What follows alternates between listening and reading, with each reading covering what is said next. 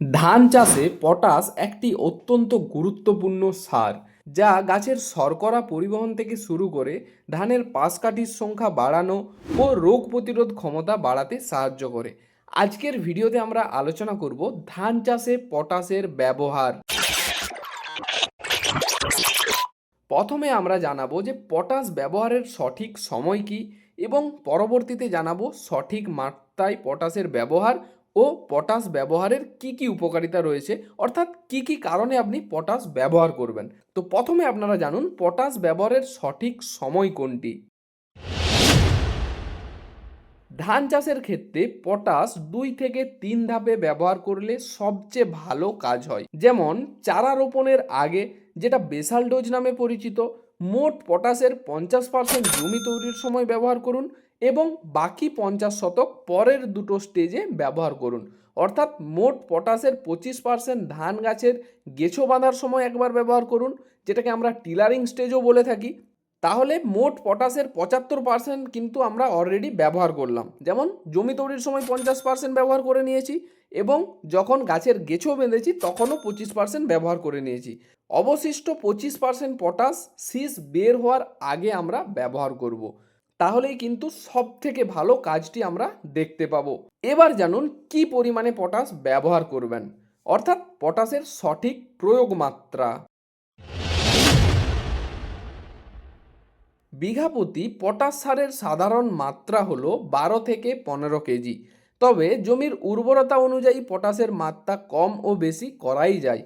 বোরো মৌসুমে বিঘা প্রতি 12 থেকে 15 কেজি মিউরেট অফ পটাশ অর্থাৎ এমওপি সার ব্যবহার করতে পারেন, এবং আমন মৌসুমে বিঘা প্রতি 10 থেকে 12 কেজি মিউরেট অফ পটাশ অর্থাৎ এমওপি সার ব্যবহার করলে কৃষকের উচ্চ ফলন সুনির্দিষ্ট করে থাকে।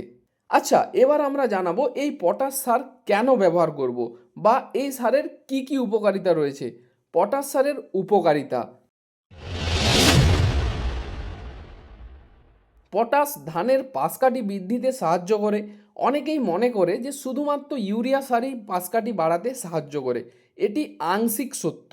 ইউরিয়াতে নাইট্রোজেন থাকার জন্য নতুন কুশি বা পাশকাঠি তৈরি করতে সাহায্য করে ঠিকই, কিন্তু পটাশ সেই পাশকাঠিগুলোকে টিকে থাকতে এবং সবল হতে সাহায্য করে। মানে মূল কথা হলো পটাশ পাশকাঠিগুলোর গুণমান, শক্তি এবং বেঁচে থাকার হার নিশ্চিত করে।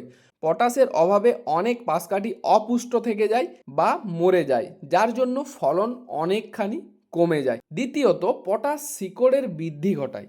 পটাশ গাছের শিকড়ের পরিমাণ বৃদ্ধি করে, যার ফলে গাছ মাটি থেকে বেশি পরিমাণে জল সহ বিভিন্ন পুষ্টি উপাদান সংগ্রহ করতে পারে। তৃতীয়ত, রোগ প্রতিরোধ ক্ষমতা বাড়ায়। পটাশ ধান গাছকে বিভিন্ন রোগের হাত থেকে রক্ষা করে, যেমন ব্লাস্টজনিত সমস্ত রোগ, তাছাড়া পাতা পোড়া ইত্যাদি রোগের হাত থেকেও রক্ষা করে।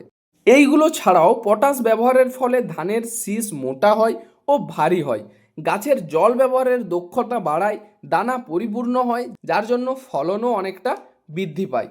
আমরা সকলেই কম বেশি ধানের জমিতে তো পটাশ ব্যবহার করেই থাকি, কিন্তু কতজন এই পটাশের গুণগুলি সম্পর্কে জানতেন?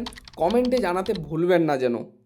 আজকের ভিডিওতে আপনাদেরকে জানালাম যে কিভাবে পটাশ কাজ করে আপনার ধানের জমিতে, এবং কেন ব্যবহার করবেন, সঠিক মাত্রায় কি পরিমাণে ব্যবহার করবেন, বা যদি পটাশ ব্যবহার না করেন তাহলে কি ক্ষতি হতে পারে।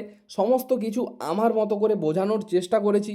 আশা করছি সকলেরই খুব সহজে এই জিনিসগুলো বুঝতে সুবিধা হয়েছে।